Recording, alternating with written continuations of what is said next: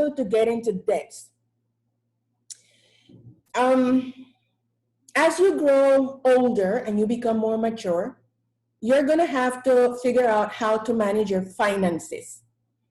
A lot of times people have this really strange idea that it's okay to always owe money, siempre endeudado, and that's completely normal and it's okay, and no, you have to owe people money, and that's not true. And that's one of the main reasons why when this pandemic started and we were all sent home, locked up, so many people had difficulties for two reasons. First, because they had not taken the time to save their money, and so there was nothing saved. And secondly, because they had a lot of debt. That means that they owed money to a lot of people, especially banks. And no matter how wonderful banks are, they are a business and they want to get their money back. And so a lot of people, even though last Monday the quarantine has been almost completely lifted, a lot of people are still going to have financial difficulties way into 2022. Now, people, you are going to be adults in a few seconds. Life goes by quickly. I remember when I was your age, it was like yesterday. And there are a lot of things that I wish some adult had sat down and had told me. And one of those things is what exactly are credit cards and how do they work? A lot of people think that credit cards are to get you out of emergencies. No. If you want to get out of emergencies, you need to have money saved in the bank and have a debit card. Because all the money in the credit card belongs to the bank. It's not yours. They're just letting you play with it for a few weeks. So I'm going to show you, remember we talked last time about the minimum payment. Most people love to just pay the minimum payment. And I'm going to show you with images from my own credit card what happens if you only pay the minimum payment. Okay, one more time. Credit cards are not evil, but you have to be extremely intelligent when it comes to dealing with them. So I'm going to share my screen with you, and I'm going to explain what we're looking at.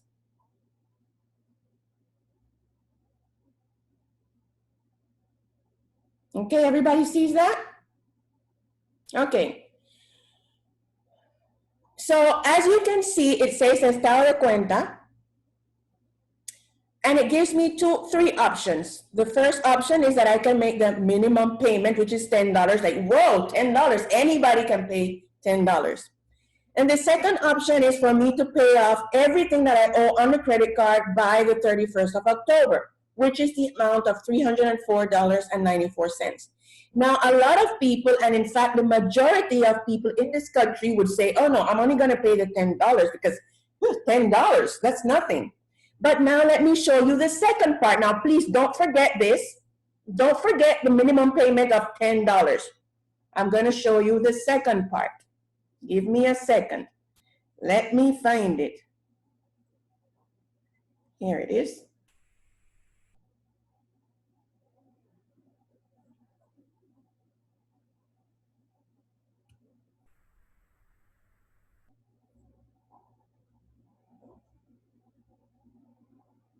Okay, can everybody see this?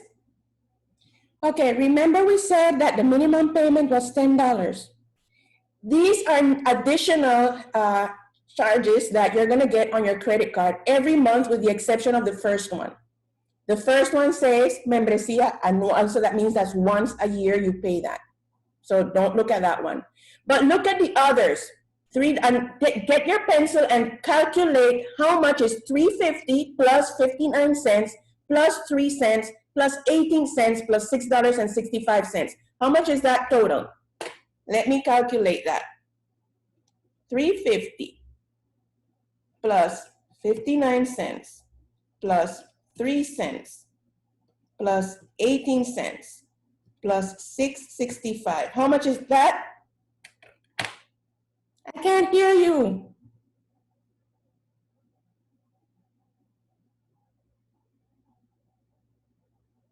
People, how much is that total? $10.95.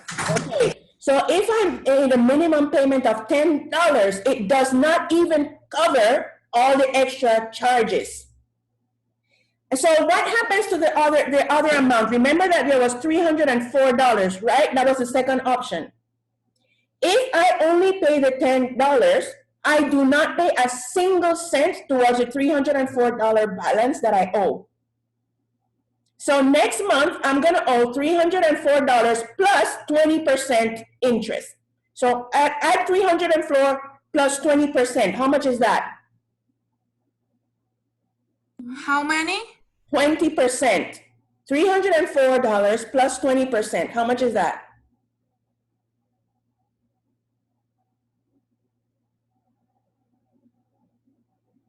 $300. How much? $60. Plus the 304. So I'm going to owe what? 300 and what total? 364. Plus the $95 of the membresía anual that I did not pay. How much is that?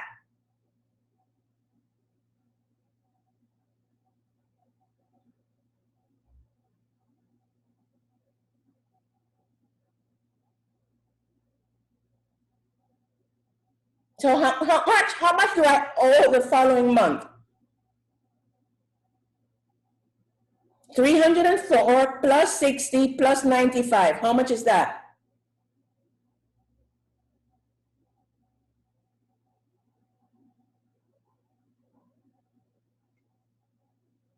$300. 459. Okay, so I was very responsible and I made the minimum payment of $10. And what happened? Next month, when I get my balance, it's even higher than before. Why did this happen? Because the minimum payment does not do anything to lessen the balance. And this is how people get in debt. When they only focus on, oh, I'm going to make the minimum payment, woo, $10, woo! And every month, the amount that they owe keeps going up. Now, people say, oh, the banks are so evil. No, the banks are not evil. Humans are foolish. You need to think. Now, do you understand what I'm telling you, or do I need to repeat all of this? You don't understand? Okay, so then what would be the smartest thing to do instead of just paying off the $10?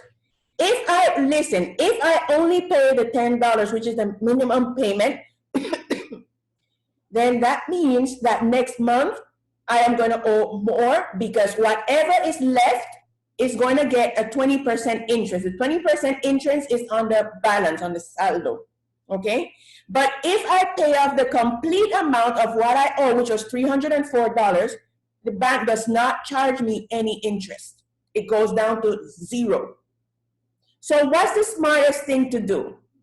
Apart from not using your credit card, what's the smartest thing to do?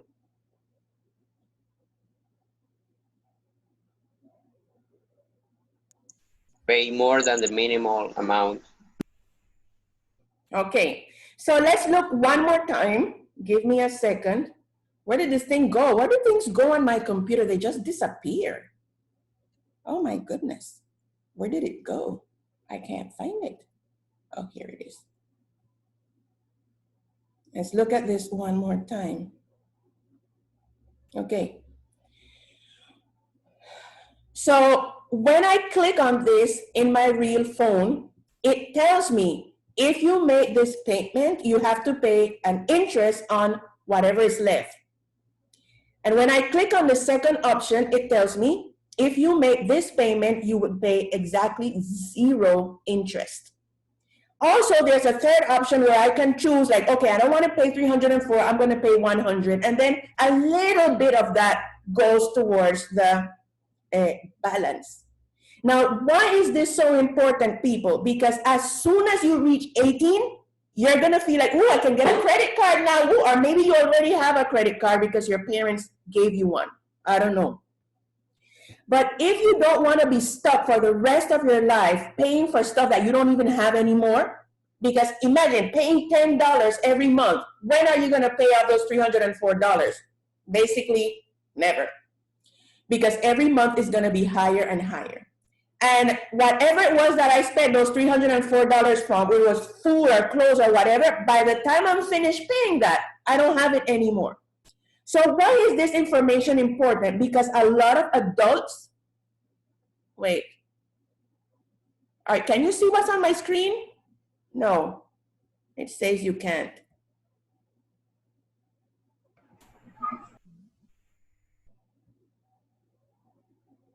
Okay, let me share that again. A lot of adults make the mistake of thinking, yeah, let's use this one. A lot of adults make the mistake of thinking that the only thing you have to do is to make the minimum payment on your credit card. Now let's look at what these things are. Membresía anual, well, that's clear. Okay, you have to pay every year to have a credit card. What is seguro contra fraude? That's an insurance against fraud. What do you think that means?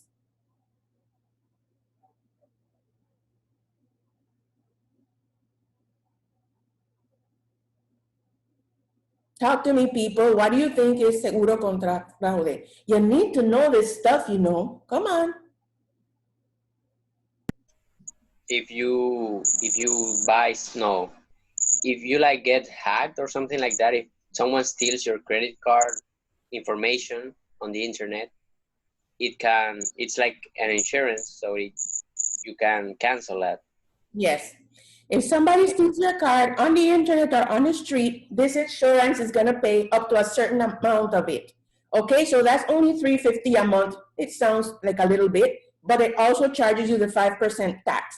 What is seguro de desgravamen, which is called disencumbrance insurance? Disencumbrance insurance. What is that? Anybody knows? Okay, that's another insurance that, for instance, if the person who has the credit card, something happens to them, like they die or something, the bank is not going to go charging their kids and their grandkids for whatever they owed, okay? So whatever you owed, the bank is going to get its money, but it's not going to go after your kids or your husband or whatever. And that also has, it's only 59 cents. It looks beautiful, but it also charges tax, and that's every single month that you have to pay that. The only one that you don't have to pay every month is the membresía anual. Okay, so people, why is this information important to you? I already told you. Tell me, why is knowing how a credit card works important information for you?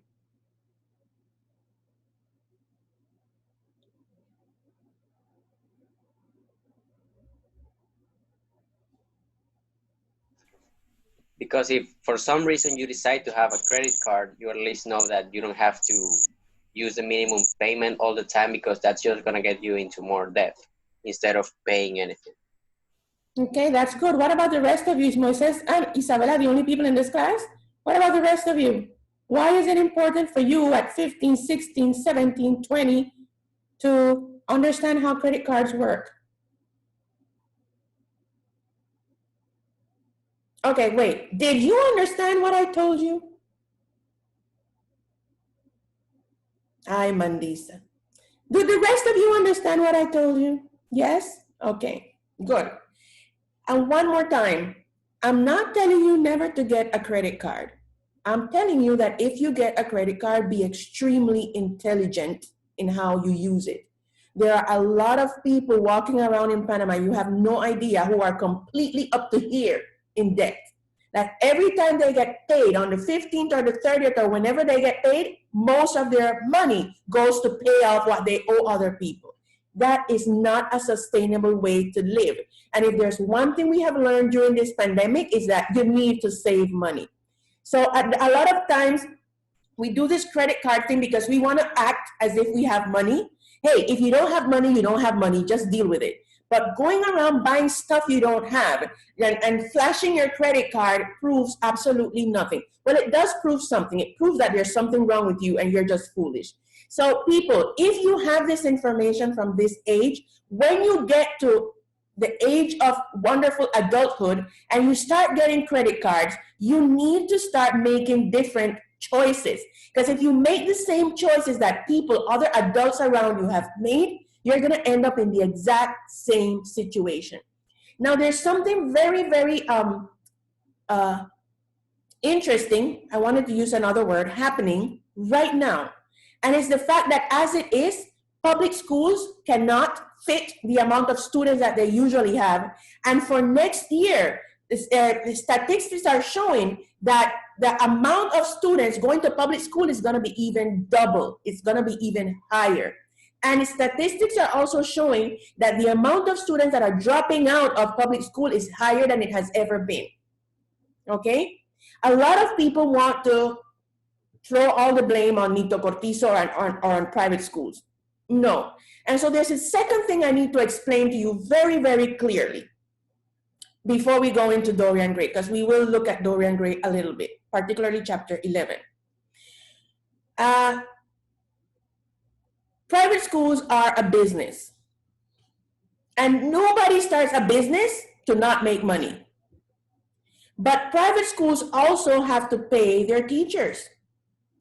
And I've said this before, while during this entire pandemic, public school teachers continue to get their salary and even got a raise of $300, most private school teachers are not getting not even half of their salary. Okay? That has to be very clear. The reason why so many private schools had to close is because they had no teachers. Because very few people are going to work for free. Very few. Very, very few. So the few private schools that are still open, because it's not a lot considering the amount of private schools in this country, the few private schools that are still open, the teachers are not getting paid what they used to. They're getting like half or sometimes even less than half. I personally know a lot of teachers from many different schools because I'm a teacher. And I personally have spoken to teachers who have told me that they get like $50 every 2 weeks. Nobody can live on $50 every 2 weeks. And the only reason why they stay is because they want to have a job when this is over. Because a lot of people quit and they don't know if they're going to have a job after this. So when there's certain things that are coming out in the news and are coming out in newspapers and of course on social media, that you have to stop and think about them. I know that people have complained that private schools are not paying for electricity and that they should carry down their prices. I understand that. But a lot of people aren't understanding that private schools, most of them have to buy computers and pay for internet for their teachers because they're not paying them a salary. So it's true, the school isn't paying electricity, but the school is paying internet and computers for the teachers. Because if the teachers don't have computers and internet, it's a waste of time. So the amount that a school pays in electricity is nothing compared to the amount that schools are paying right now to make sure their teachers have internet, fast internet at home. One. Secondly, less than 50% of parents are paying. And I know of certain schools, because like I said, I know a lot of teachers. I know of some schools that they have just suspended students for not paying. Here at ICA, we have not done that. Not a single student has been suspended for not paying because people are having difficulties. All our students a lot of them have left, but that's because they wanted to. But there are some schools that are doing it.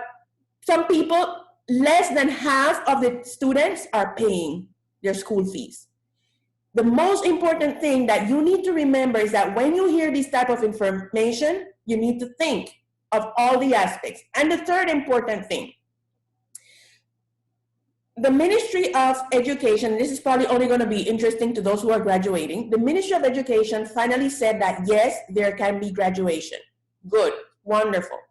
I already had a plan for the graduation. I was going to just do it outdoors. I don't have a problem with that. Let's just gather under a tree and grab your diploma and take your picture and run. But then they said yes. Now a lot of parents from public and private schools are saying they don't want a graduation, and it's not because of the COVID thing. It's because they don't think that schools should charge them for diplomas and what's the name of the thing, the cap and the gown and other things. So these are three very important. Oh, another one, number 4, still related to schools. there is a law that states that the government is supposed to give private schools a certain amount of money every month so that private schools can keep the cost low. The government has not been doing that. And that's one of the reasons why a lot of private schools, and you probably heard that on the news, have been demanding that money from the government. And it turned out that they were going to give some kind of peanut amount, so who cares about it? Why am I telling you all of these things? The last three are very hot topics at the moment. The first one is a hot topic forever. You have to be smart. Education is not about, oh, I got a degree, yay, no. Education is about using your reasoning capacity and analyzing everything. First, you need to, and this is extremely important to me, don't get into debts when you get older. Don't think you have to buy the carre paquete, whatever. You don't have to, and owe everybody money, because even though there might not be another pandemic, you just never know. And secondly, think about the stuff that people are saying and stop and analyze it. Don't just go like, oh yeah, it's true, yeah. No, stop and analyze everything. Okay, so this brings me to Dorian Gray. Do you have any questions about anything that I said? Any questions at all? Any questions? I'm quite hungry, so if you have questions, make it snappy. Okay, and people, wait, another thing. What did I tell you about people who don't turn in their work on time? There are 2 of you sitting in this class right now that did not turn in your work. That was due on the 13th. What am I supposed to do with you? Go to your house? What am I supposed to do? So the 2 of you, you stay back after classes. You know who you are. I'm not going to call your name. Stay back. I'm going to talk to you directly. Okay, good. Any questions? Hello, Natalie's brother. Any question? No question? Credit card, education, graduation, no questions? Okay, so this brings me to Dorian Gray. In your next module 4, I'm going to ask you a question about Puritanism versus hedonism. Puritanism versus hedonism. When you hear the word Puritanism, what do you think it is? What is Puritanism?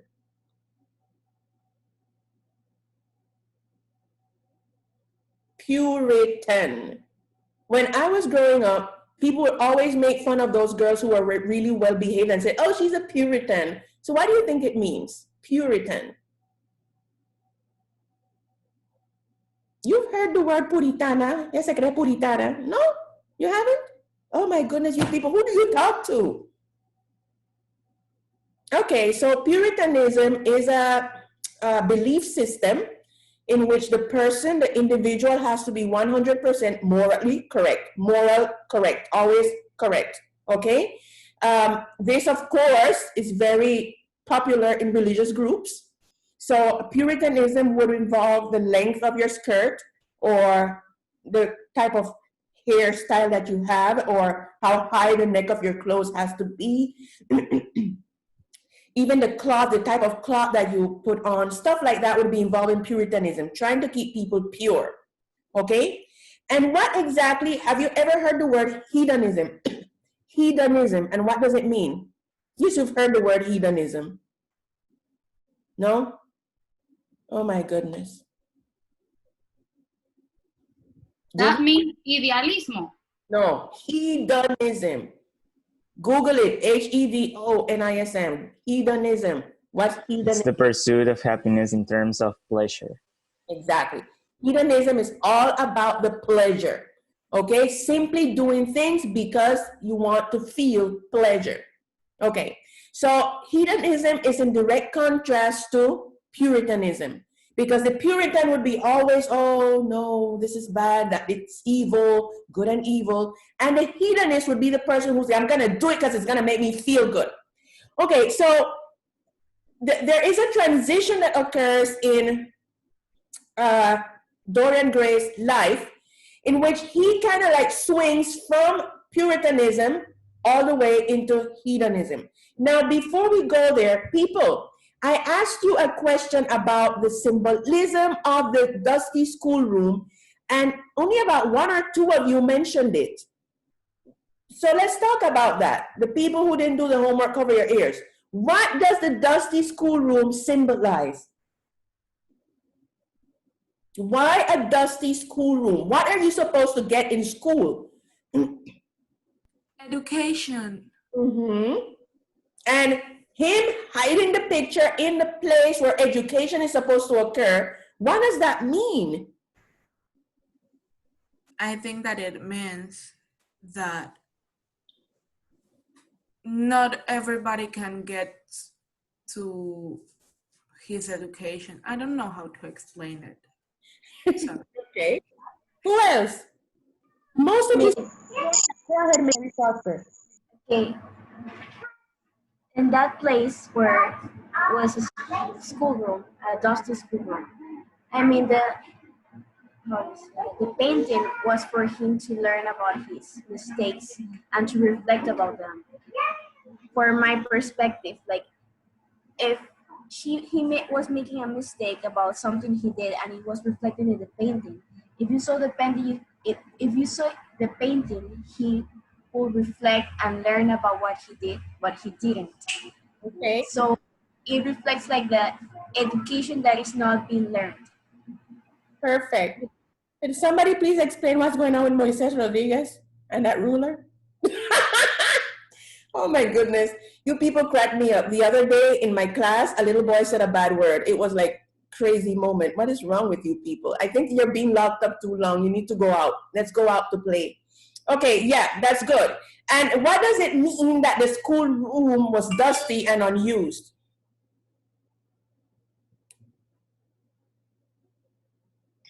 Maybe that he didn't need it, like he wanted to let that in the past because he used that room when he was a child, so maybe it was dusty and all of that stuff because he didn't want it to be there. Maybe he just wanted to hide how he felt by hiding the painting in that room. Yeah, there's a contrast because in the schoolroom, you'd be a young, innocent child, and the painting was not going to be reflecting a lot of innocence. In fact, the painting was becoming ugly as he lost his innocence. So there's a contrast that happens in that schoolroom, and that's important, and many of you did not even mention that. Okay, good. So let's look at what Dorian Gray was up to. Now, it so happens that he was so pure, and he looked so beautiful and angelic because as humans, every time we see somebody who's beautiful, we think they're good. And when we see people that are ugly, we think they're bad. What's up with that, people? Appearances are deceiving. So because Dorian was so beautiful, immediately everybody just assumed that he was this angel. And it even mentions that sometimes he would walk into a room and people would be like cursing and saying bad words. And as soon as he walked in, they would all go like, whoop, you know, because the angel came in. Okay, let's talk about that a little bit. Why is it that we immediately think that ugly people are bad and pretty people are good? Where did we get that nonsense from? Tell me. Somebody. Those of you not watching La Rosa de Guadalupe, tell me. Where did we get this idea of ugly people being bad and beautiful people being good? I can tell you, but I don't want to be rude. You know. Come on, tell me. You can hear me? Yes. Society. Go ahead, Rebecca. Okay, I think that we do like we associate. I don't know how to say it. Asociamos. The like Jesus is a good one. He's supposed in the TV. He's supposed to be handsome, you know, blue eyes, blonde, white, and stuff. And we do like this thing to make us think that the beauty is good just because the look. Yeah. Yeah. Yeah, that makes a lot of sense. But people, if it's another thing that you need to stop and think about. If Jesus was from the Middle East, meaning that he was from Israel, have you ever seen people from Israel? They're not blonde and have blue eyes. They're not. Okay, so think about that. It's not very likely that Jesus being born in a traditional Jewish family in Middle East would be a blue-eyed blonde, but that's a whole different topic for discussion. Okay, so once he decided, because he was so beautiful and he was becoming more in love with his beauty, first he decided that he was going to join the Roman Catholic Church and become like completely into that. But then remember the whole issue of hedonism. He's looking for pleasure. That didn't give him a lot of pleasure. So then he decided that he was going to study perfume. And he started collecting perfume from different parts of the world, different aromas. And then he got bored with that because that did not give him a lot of pleasure. And he decided to collect the strangest instruments that could be found in every part of the world. And then he had this huge collection of instruments from different countries, even Peru and Chile. And then he got bored with that, and he decided that he was going to start studying jewelry. And so he started studying precious stones from different parts of the world, and then he got very bored with that, and he decided he was going to study embroideries. Embroideries are tejidos. What do you call that thing? Well, yes, tejido. So he started studying embroideries that came from different countries of the world, and then he got bored with that, and he decided that he got a passion for ecclesiastical vestment, meaning the clothes that priests wear. And he got like really into that, and he started collecting all these ecclesiastical vestments. And then he decided that he was also bored with that, and he kept going from one thing to the other, looking for what? What was Dorian Gray searching for? Pleasure. What else? Pleasure, and what else? Beauty. Can we become addicted to pleasure and addicted to beauty? Yeah. Give me examples. How can somebody become addicted to pleasure? Because they need to feel something more. Yes, what else? Those of you staring at La Rosa de Guadalupe, talk to me. They start to want that pleasure all the time. And just like a drug, you need higher dosages each time. What about beauty? Can people be addicted to beauty? Yes. Give me examples. Because if they aren't beauty, they will feel bad and think that they won't be a success. Okay. The thing is that, as we mentioned before, remember I asked you a few minutes ago, why is it that we feel that pretty is good and ugly is bad, and people who are ugly are bad people and people who are pretty are good people? And it's because, yes, as Mandisa said, society, and it's because, exactly as Rebecca said, churches started this. But it's a lot more than that. It's this deep desire that all of us have to be liked. Doesn't matter what they say. Each one of us has this deep desire to be liked. And we have this long list of requirements that we think we need to have in order for other people to like us. And we think that in order for people to like us, we need to be perfect, but perfect according to some strange definitions that other people have. So if we analyze Dorian Gray's, the depth of his psyche, we can actually come to the conclusion that he did not like himself. Why am I getting this conclusion? Who wants to try it? Why did I just say that Dorian Gray did not like himself? He was in love with his face. He thought his face was the most beautiful thing since the invention of bread. I don't know. But deep inside, he did not like himself. How did I come to that conclusion?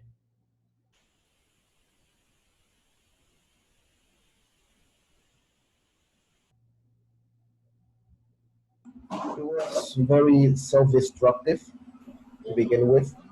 He didn't care about himself or what he did, and he didn't care for the repercussions of his actions.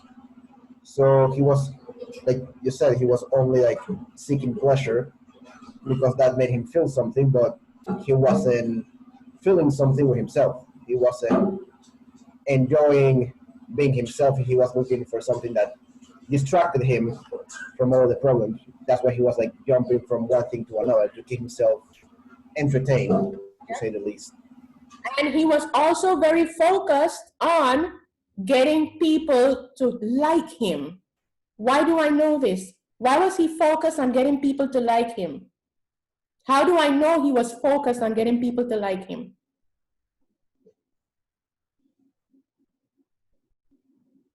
What did he do with the painting?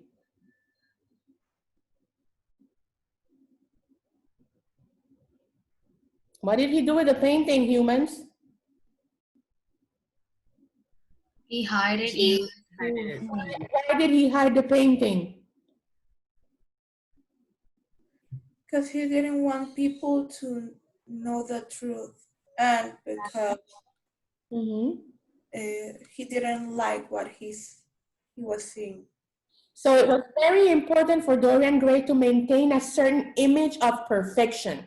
He wanted other people to see him as beautiful, good, perfect Dorian Gray. And as long as this beauty was not affected by his lack of morals, people were going to continue to look at him and think he was good. And that's why the painting was hid. Because if people could see the painting and see what he was really becoming, they would know that he was not a good person, even though he was beautiful. So in conclusion, people, what can we learn from this chapter 11? One person, give me a lesson, an important lesson in chapter 11. Those of you who haven't spoken, one of you. We like to hide ourselves a lot in different cases.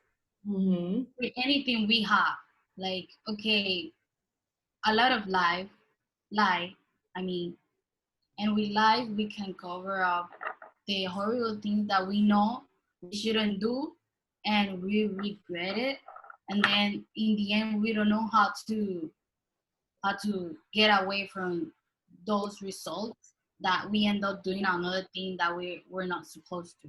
And it gets worse and worse. People, before you start worrying about who likes you or who doesn't like you, the most important thing is that you like yourself. You can sleep with yourself, you can look at yourself in the mirror and feel peace, then you're good. But once you start like, oh, I need to do this so they can like me, or I need to take this picture so they can see me, you're lost. The most important thing is to make sure that you can look at yourself in your eyes and like you. Dorian Gray, because he was so beautiful and people kept telling him how beautiful he was, he lost completely the whole purpose of his beauty. His beauty wasn't supposed to be something that was going to open doors for him or give him an easy life or just make people adore him. His beauty was just something that he could have considered like, yay, I'm lucky, next, move on. Don't focus on it, okay? So before you start trying to struggle to get people to like you, make sure you like yourself. Okay, that's it, folks. Rebecca and Adrian, stay back. Rebecca and Adrian, stay back. See, I'm saying it really clear to the rest of you. Oh, wait, we haven't taken a picture in such a long time. Wait, we need to take a picture. Give me your best smile. Okay, wait, I'm not getting everybody. So many people in this class. Okay, let's go. Give me your prettiest smile. 1, 2, 3. Okay, that was fun. The rest of you leave. Rebecca and Adrian, please stay back. Bye-bye, people.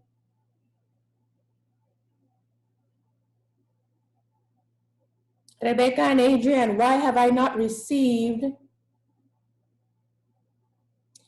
Why have I not received your module 3? I thought I have to develop today. So you didn't pay attention to the deadline? No. Adrian, what's your story, boy? He didn't saw a deadline. I thought that it was a full week until today. Oh, what's wrong with you? I know I forgot to look at the deadline. You need to start looking at the deadline. That's why I highlight it. I always highlight it in yellow or green. Pay attention to the deadline. When am I going to see this work, Rebecca? Today. Adrian? I just have to edit the audio, and that's it. Just today, right? Okay, bye-bye. See you next time. Hasta la vista.